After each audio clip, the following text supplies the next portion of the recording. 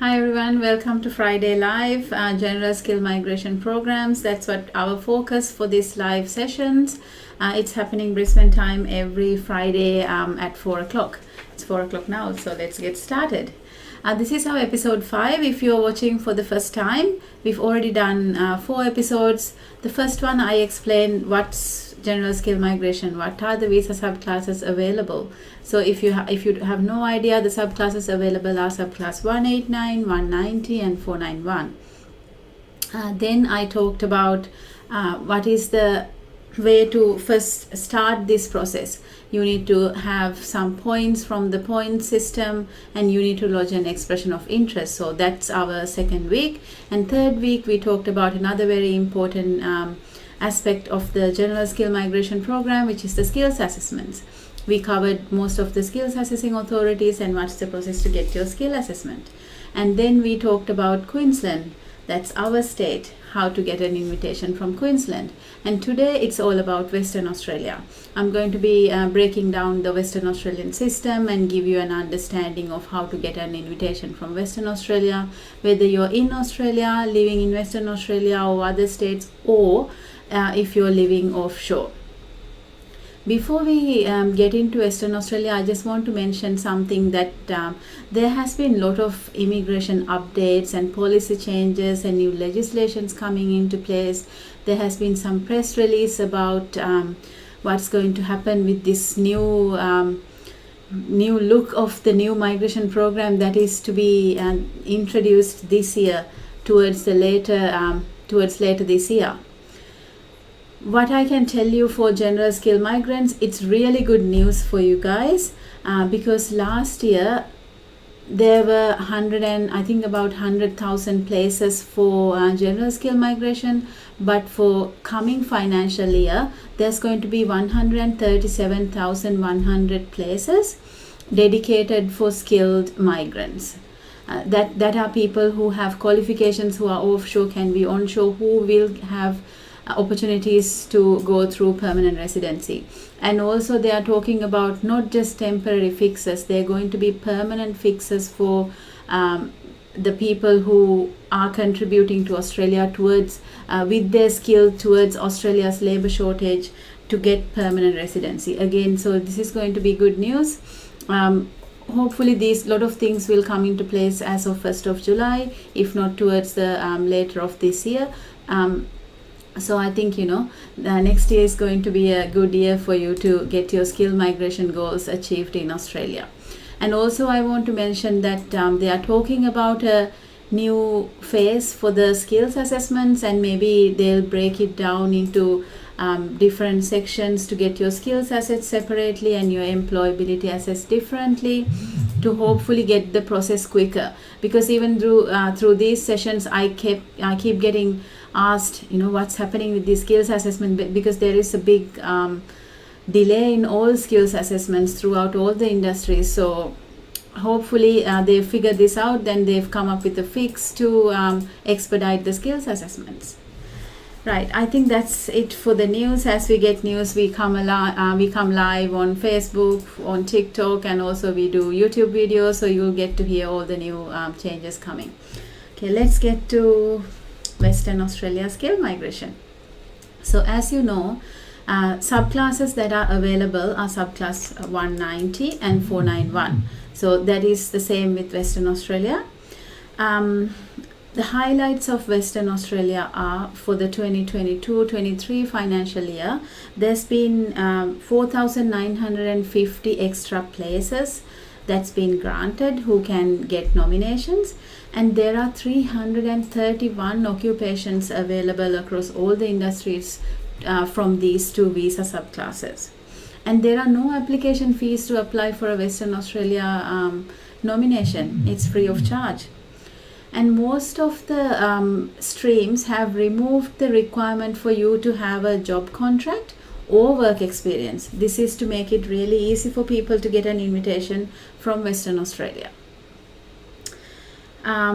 Western Australia gives priority to people who are residing in Western Australia first. Actually, I would say Western Australian graduates, who are people who are residing in Western Australia and working in Western Australia. and their next priority goes to people who are in other states of Australia. And the last priority goes to people who are offshore, who's never even been to Australia, but who has the skills and the qualifications wanting to apply for a EOI in Western Australia. They'll be given priority next. So that is how the priority system works in Western Australia. And normally it takes 28 days to get a reply for your invitation. Alright, so what are the streams available in Western Australia? As I've put in the board as well, there are two main streams available. One is called the graduate stream, and the second one is called the general stream. So I'll first go through the graduate stream.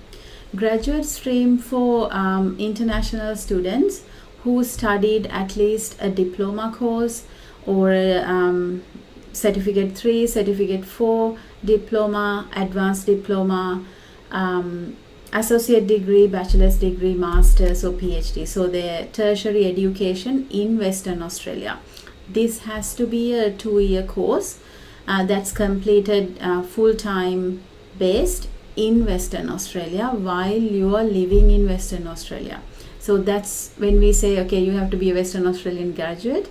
That is the requirement of a Western Australian graduate. So that's the first requirement for you to be eligible for graduate stream. The second requirement is you need to have an occupation, or you need to be eligible to have an occupation that's in a list called GOL, which is the Graduate Occupation List. If you go to the website and have a look at the graduate occupation list, you can see that some occupations, they say this occupation is available for subclass 190. Or it's available for subclass 491. So once you figure out your occupation from that list, if it's available for subclass 190, then you can apply under that. But if your occupation is only available for subclass 491, then you have to go through that pathway. So the first requirement is you have to be a Western Australian graduate. The second requirement is you need to have a qualification in that list. And the third requirement, that's it. So the work experience requirement for you to be working, or for you to have a job contract. So there used to be a requirement like that, but that requirement is removed. So you can see, if you come to study in Australia as a graduate and you study in Western Australia, how easy it is to get an invitation through the graduate stream. Okay, how, again, a lot of our clients ask, how do we get priority? Whose applications will be processed first? So the answer to that is how they decide who's going to get the invitation first is based on the ceiling, which is the number of places available for a specific occupation. So some occupations may have more places available compared to other occupations where they have less places available. So that's the first factor. The second one is the university ranking. So if you're studying a PhD, then you probably get the highest ranking compared to vet sector. So they look at the ranking. So first they look at the ceiling, then they look at the ranking, then they look at the state requirement. So how many points did you get according to the state requirement? And then they look at the home affairs requirement. And also they look at the EOI date. So which date did you lodge your EOI? The first lodged will get the first priority. So that's how the system goes for graduate stream. Once you lodge your expression of interest, that's how they will process your expression of interest. So that's one stream we already covered, which is the graduate stream. The second stream is the general stream, which means everybody who are not Western Australian graduates can go through general stream. With the general stream, there are two schedules. So that's why sometimes people get a bit confused. And graduate stream goes through a list called WAMSOL, Western Australia Migration Skill Occupation List. It is called WAMSOL. So WAMSOL again sort of separated into two pathways or two occupation lists, if I put it that way. The first occupation list is Schedule 1, which is for health and medical professionals. So if you're a health and medical professional and not a Western Australian graduate, then you go through the general Schedule 1 stream. If you're other graduate other than medical and health, then you go through Schedule 2 WAMSOL list. So the other two, they're like two subcategories inside the general stream. So if you look at the first category, health and medical occupation, the requirements are different to the Schedule 2 requirements. So the Schedule 1 requirements are, you have to have an occupation that's listed under the Schedule 1. The second requirement is the work experience requirement. So this work experience requirement is still there. So you need to have at least 1 year work experience in the last 10 years in Australia. Or you need to have 1 year work experience in the last 10 years offshore, which means away from Australia. So that's the only requirement, just 1 year full-time work experience. And if you want to lodge subclass 190, then you need to have a full-time contract for 6 months, which means if you're going through for subclass 491, you don't need to have a job offer or a work contract or anything. Your only two requirements are, you need to have an occupation in this Schedule 1, and then you need to have 1 year work experience in the last 10 years. That's it. Plus you need to be obviously under 45, and you need to meet certain English, and you need to fulfill all the other requirements of Home Affairs.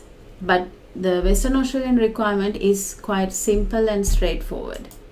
So that's the general stream Schedule 1. Now let's look at the general stream Schedule 2. So if you're not a health or medical graduate, then you go under the Schedule 2. The Schedule 2 requirement is, you need to have an occupation that's on the Schedule 2. So it could be from chefs to cooks to mechanics, engineers, to all the other occupations, professionals and trade. And then the second requirement is, you need to have a contract for 6 months if you're going under the subclass 190. Then again, if you want to go under subclass 491, you don't need to have an employment contract. Just the occupation on Schedule 2, and that's it. So that's a way of breaking down all the schedules that are, all the streams that are available for Western Australia. What other tips I can give you for Western Australia could be, normally Western Australia issues invitations for people based on the highest points. So if someone apply with 65 points and another person apply for the same occupation with 90 points, they can obviously get a priority than the 65 points. But that's also based on the ceiling again. So how many occupations are available under one category? Also, have they met the state requirements, and have they met the Home Affairs requirements? And also the date of lodgement. So when did they actually lodge their application? So from my explaining of Western Australia, I think what you can understand is, it is as long as you're the right candidate, you have the right age, and you can meet minimum of 65 points. As you know that there are 331 occupations across all the lists. So it is not that difficult to get an invitation for Western Australia. So if you're onshore or offshore, and if you look at, and Western Australia also lets you select more than one state. So if you know the skill select system, once you get into the system, when you start filling the application, you can select whether you want to go for one state or whether you want to go for multiple states. So Western Australia again lets you select more than one state. Right, now you understand a bit, hopefully a bit about the streams available in Western Australia. I will tell you the process how you can actually get an invitation from Western Australia practically, like how to do that. So before we go there, I just want to again mention that Western Australia migration has two main pathways. One for Western Australian graduate, the other one is for general stream who are not Western Australian graduates. You can be in Western Australia, in Australia or offshore. It's open to, general stream is open to all applicants. So under the general stream, there are 2 schedules. One for health and medical graduates, the other one is for all other graduates. And the requirement is very clear under each pathway. What do you need to meet? So when you know that you meet these requirements, what's next? So first thing, what you need to do is lodge your expression of interest through Skill Select. The second is you need to prepare documents. So if you're, for example, if you're a Western Australian graduate, they're going to ask proof of your address, of you living there, of your rental, lease. If you said you're working, then you need those proofs. If you say you have a contract, obviously you need those proofs, and your skills assessments, your qualifications. So second thing is get all your documents ready. And then you wait for your invitation. So you will get an email from Skill Select saying, hey, congratulations, you're being invited. Once you do that, then you have 28 days to lodge your state nomination application, which you do to Western Australian state. Once you lodge that application, then again they assess your application, which means all the documents that you prepare, they go through and have a look at those documents to see if they're all correct and if you meet all the requirements that's required by them. So if you're satisfied with your application, then they get back to you and say you have the final invitation. Then you go to Skill Select and you can get your application into the Department of Home Affairs website, and then you lodge your visa application. Then again, if you're in Australia, at this point, once you lodge your visa application, you are eligible for a bridging visa. I keep telling this to people and keep highlighting, lodging an expression of interest, it's not a visa. So the very first step I mentioned, go and lodge your EOI in Skill Select, that will not get you a bridging visa. If you're offshore, bridging visa doesn't matter. You don't get a bridging visa anyway, because you have a visa or you're a citizen of the country you're staying in. Visa is not an issue. But if you're onshore, this is a huge matter that a lot of people are getting confused, thinking that okay, once I lodge an EOI, I'm going to get a bridging visa. No, you don't. And then once your visa application is assessed, then again they look at all your, including health and character. They look at all the documentation that you use to lodge the expression of interest, and they make sure that you have the same amount of points that you said when you lodged your EOI. So for example, you lodged your EOI and said I have 110 points, this is how I got my points, I got points for my age, my English and all that. But then when you lodge your visa, you only have 85 points, you have a big problem, because your visa will get refused. That's why again I keep telling people it's very important that when you lodge your EOI, calculate your points correctly and just only claim points for what you actually have proof for. If you think that, oh, I have 15 years, 10 years work experience, but I only have proof of 2 years work experience, you have 2 years work experience. So don't get that mixed up. We've seen many people come to us saying, I'm sorry, I know I have these points, but I can't prove it, but I lodged it in my EOI anyway. Nothing we can do. So highly recommended, only claim points in EOI where you can actually prove them.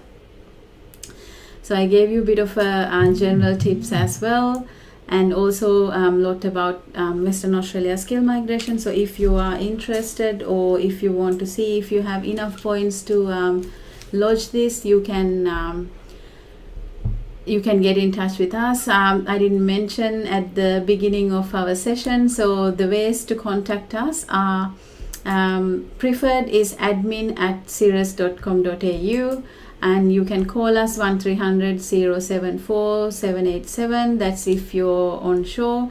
You can message us through WhatsApp if you're offshore. I think Mario's WhatsApp messages are getting huge responses these days. So we also want to tell people that we are going to be looking into your messages. We have a huge number of inquiries coming each and every day through all these methods. So please be patient. We will be in touch with you. Every one of you are valuable to us. So we will be in touch with you as soon as we can. So I will answer some of your questions before we end our session for today. Australia Paradise, that name's very familiar. I think we've spoken before. My brother got Queensland 190 pre-invite. Congratulations. Mechanical engineer offshore, 80 points on 10th of May. He will be submitting all documents soon by 17th of May as requested. When can he expect the final nomination and visa? What do we mention in the Queensland offshore commitment statement of service and settlement funds form? Thank you for these state-wise sessions, especially last week Queensland video. We'll be watching that again from starting. Oh, thank you so much for your comment. Yeah, we try to do our best. So once you give your documents for the final invitation, normally Queensland, I think last one took a bit of time, actually over a month, because I think they were running out of quota. So it can be a while before you get the final invitation, if I'm not wrong. So but once you lodge it, it's fine, as long as you can meet all the requirements and you can prove that everything you mentioned is accurate, you will get the final invitation. And 190 processing times these days can be 6 to 9 months. Then again, I want to mention with the processing times, reading the budget, we saw that there has been millions of dollars invested towards getting new staff into processing this backlog of visa applications. So if that goes according to plan, the processing time is going to be quite fast, because one of their key focus, what they mentioned, is Australia can be not that attractive to people because of these longer visa processing times. So I think that is one of the biggest issues that the current government's going to address. So hopefully your brother will get an invitation soon. Commitment statement, I can't really tell you what to write in the commitment statement without knowing your story, without knowing your brother's background. So get in touch with us, happy to help or happy to take over. If you have a migration agent, that migration agent also will be able to tell you what to write in there, because we normally help our clients as well, because we need to know the background before we can tell you what sort of comments to put in your commitment statement. I hope that makes sense. Again, congratulations to your brother. I've got Pulkit asking, what if we end up getting Queensland and Victoria 190 invitation almost at the same time? Can I lodge the visa for both? No, you shouldn't. You have to pick which state you want to go to, and then you only lodge one visa. Maybe even once if you want to figure out which state you want to go, maybe even don't apply for both states. Sometimes state like you only applying for one state and committing for one state. If you apply for two states, they can see that and they may not like it too much. So figure out which state gives you the best chances and apply for that state. I've got Andy Mario, I can't see the message.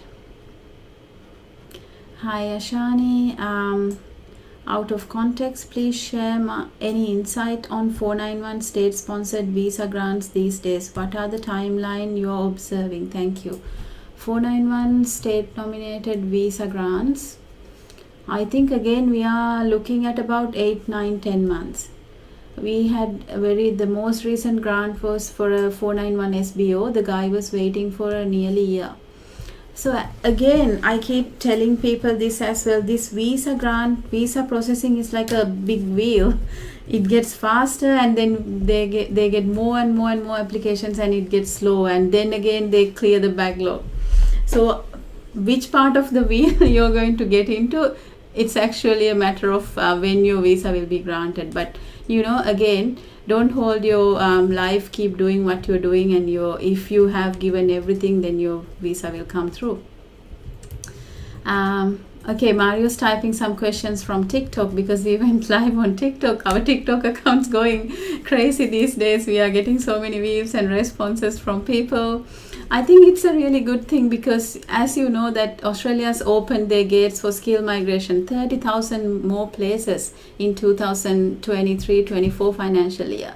So great opportunity for people that may not last for years and years, but if you're ready, put your inquiries through and get your visa done. Processing times for sub-entrant. On COVID visa. Yes, actually we have lodged quite a few of them as well. So what they mean is COVID visa is subclass 408. There is a special stream called COVID stream. So if you're on a visa with current visa in Australia with work rights, if it's expiring, or if your 485 is expiring from September last year to June this year, you are eligible to lodge a visa called subclass 408. And if you have a dependent back home, now you can lodge a subsequent entrant for the dependent. Processing times, we are looking at about 3 to 4 months, I think, the last one. But then again, as I said, it can change. And I've got Mamadou asking average cost for skilled migration in Western Australia. Really good news. So normally how the skilled migration works, first the state's involved. So you need to get an invitation from the state. Then you go ahead and lodge your visa application. So for Western Australia state, it's free of charge. So right now there are no application fees. But then when you go to lodge the visa application, I can't remember on top of my head, but normally for the main applicant it's 4,000 something, and for the secondary applicant it's about 2,000 something, and if you have children it's about 1,000 something for each dependent under the age of 18. So those fees, they don't change. For each subclass it's the same. Next week I will actually put it on my board what are the fees that's applicable for each subclass for main applicant and also dependent.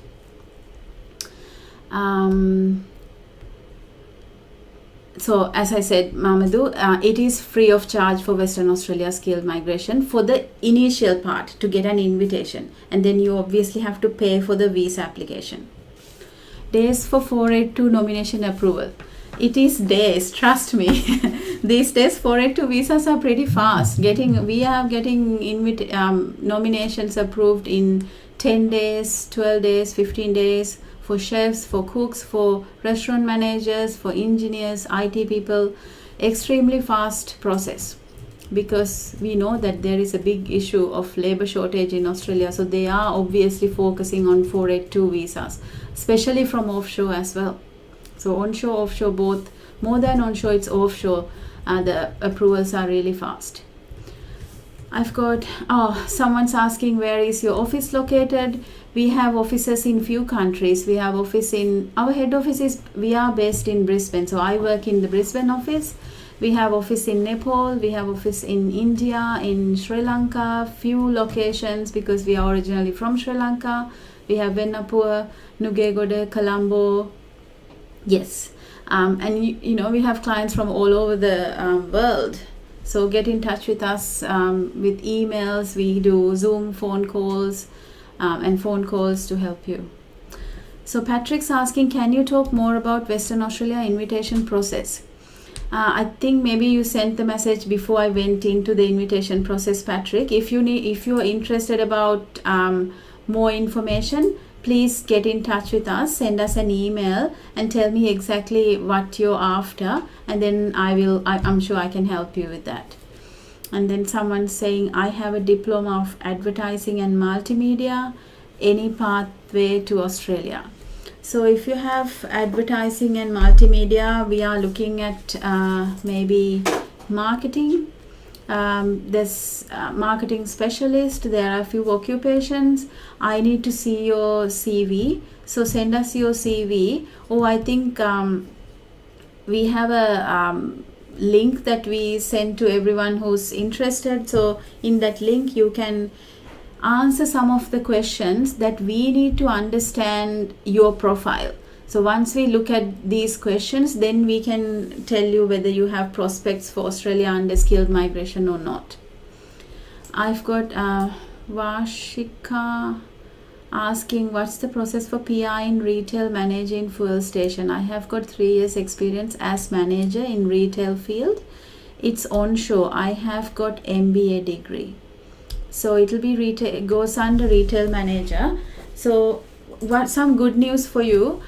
They are going to change. So in Australia, I don't know if you know too much, there are few occupation lists. medium to long term list, short term list, regional occupation list, and many other lists. They used to only give permanent residency to people who are on a medium to long term list under work visa. Now they've extended it for short term stream and ROL as well. If you understand what I mean, this is a big deal. There were a lot of people hanging in limbo who had so many there are many occupations in this short term list, and why I mentioned that is retail manager is one of them. So if you were a retail manager, if you were to go under 482, it used to be, you'll get a visa for 2 years and another 2 years and then nothing. But now these people have a pathway towards permanent residency. I have so many happy clients sending me big smiley faces in emails and messages and saying, oh, now we have a pathway. Time's up, but there are some questions. I think I'll answer just 3 more questions. I've got Aditya asking, I have applied for civil engineering technician in VETASS. My phone verification for job was completed. Now, sir, how long it takes to complete the process or outcome? It can take a while. As I said, skills assessments are a nightmare these days, taking an extremely long time for the process. Get in touch with them. If you have a visa expiring or some issue that you can mention to them, they're pretty good. They'll help you out, but normally your visa has to be expiring in the next 28 days. Someone from TikTok's asking, do you have an office in Qatar? Unfortunately, we don't have an office in Qatar, but get in touch with us. We can give you a Zoom phone call. But the best way, if we don't have an office in a country, get in touch with the head office, our Brisbane office. I've got Patrick. Patrick, I think I read one of your questions. I applied for 189 with 70 points. Electrical engineer onshore. Any chance of getting an invitation? 189 electrical engineer. Have you looked at the previous points? I think it's going to be lower than the last time, given the extra numbers. Let me just have a quick look for you. Electrical engineer. Why didn't you lodge 190 as well, Patrick, if you want to answer my question?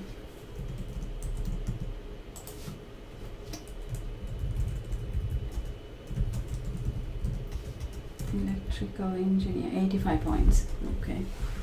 Electrical engineer technician, did you say? Or electrical engineers, 85 points. You had 70 points. Good chance, I think. There'll be a 60-70% chance, but don't just wait on that, Patrick. I think you should. You're not working in your occupation. Okay, sure. Yeah, please don't just wait on that. Look for plan B and plan C as well, just in case, depending on when your visa expires as well. I've got TikTok. Are there any chances for chefs, and is there an age limit? Chefs, yes, big chance. Send us a CV. We also have many inquiries from our clients who are restaurants about chefs. The age limit. Okay, so for skilled migration, the age limit is very strictly 45. But for subclass 482 work visa, the age limit, there is no age limit. But if you want to get permanent residency through 482 visa, then again the age limit is 45. Yeah. I've got one question from Facebook, from Sri Lanka. Okay. I've got, what's the process for me to lodge PR? Do you suggest 491 or 482? Varshika. I have also applied for 491 as taxation accounting, sitting at 85 onshore. My second path is that I have got a sponsor for retail manager. I think you should go with the sponsor for retail manager. Varshika, why don't you get in touch with us? Because I think it's going to be a big change after 1st of July for 485. The minimum threshold is increasing from $53,900 to $70,000. So please get in touch with me. I'll see if we can get your work visa applied before 1st of July. TikTok last question, guys, is asking, will a diploma level be enough for visa approval? That depends on which occupation. So some occupations need you to have a bachelor's degree. One example is that if you're for example, say a chef, you need a diploma. but if you're an accountant, you need a bachelor's degree. So let us know which occupation you're thinking, then I will tell you if your qualification is enough for that occupation. Guys, I think we had such a good event session today. Thank you so much. Thank you so much for watching us through Facebook, YouTube, and TikTok. TikTok's going to be better next week because I'll be able to see all your questions and we'll be able to answer all that. Please, if you have any questions, let us know. Again, we are getting influx of inquiries. Please be patient with us. Thank you so much and stay safe. I'll see you next week.